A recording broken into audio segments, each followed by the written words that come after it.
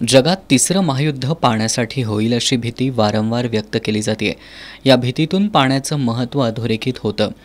जगात काय होईल माहिती नाही, पण पाण्यावरून गावागावात, शहराशहरात आणि राज्यांमध्ये वाद सुरू आहेत।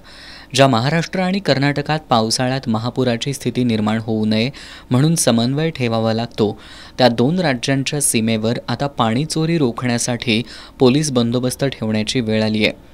महाराष्ट्रातील धरणांमुळे सध्या शिरोळ तालुक्यापर्यंत कृष्णा नदीपात्रात पुरेसं पाणी आहे। महाराष्ट्र आणि कर्नाटक सीमेवरील राजापूर बंधाऱ्यावर पाटबंधारे विभागाकडून बर्गे घालण्यात आल्यामुळे महाराष्ट्रात कृष्णा नदी दुथडी भरून वाहतीये, तर राजापूर बंधाऱ्याच्या पुढे कर्नाटकच्या भागात मात्र कृष्णा नदीचं पात्र कोरडं पडलंय। यामुळे कर्नाटकातील कृष्णा काठावरील गावांवर पाणीबाणी ओढवली आहे। यातूनच बंधाऱ्यातील बर्गे काढून कर्नाटकात पाणी नेण्याचा प्रकार घडल्यानं पाटबंधारे विभागाच्या कर्मचाऱ्यांसह पोलीस बंदोबस्त तैनात करण्यात आलाय। दरम्यान या प्रकारासंदर्भात प्रतिक्रिया देताना आमदार सतेज पाटील यांनी राजापूर बंधाऱ्याच्या ठिकाणी पोलीस बंदोबस्त तैनात करण्यासह सीसीटीव्ही कॅमेरे बसवण्यात यावेत अशी मागणी केल्याचं सांगितलंय। अशा काही घटना पूर्वी देखील घडलेल्या आहेत आणि ज्यावेळी पाणी लागतं त्यावेळी शासन स्तरावर त्याचा निर्णय होतो आणि पाणी द्यायची व्यवस्था आपण करत असतो।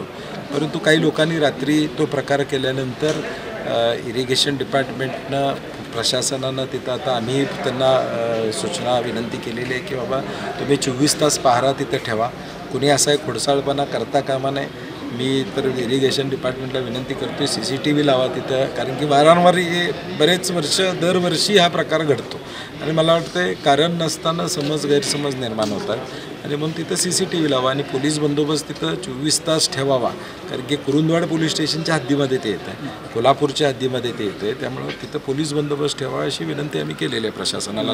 दरम्यान आमदार सतेज पाटील यांनी महाराष्ट्रात निर्माण झालेल्या दुष्काळी परिस्थितीबद्दल राज्य सरकार गंभीर नसल्याचा आरोप केलाय।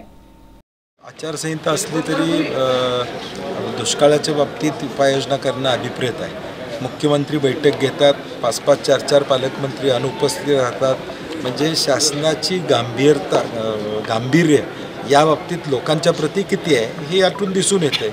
किंबहुना आता फील्डवर जाऊन पालकमंत्र्यांनी त्या जिल्ह्यामध्ये निदान कलेक्टरना भेटलं पाहिजे। बैठक घेऊ शकत नसतील आचारसंहितेचं कारण सांगून, परंतु या कारणाखाली किमान कलेक्टरना ऑफिसला ते स्वतः जाऊ शकतात, भेटू शकतात आणि काय उपाययोजना केली माहिती लोकप्रतिनिधी म्हणून घेऊ शकतात। परंतु दायित्व आमचं लोकांच्या परी नाही आहे, हेच या सगळ्या वागण्यातून दिसून येतं।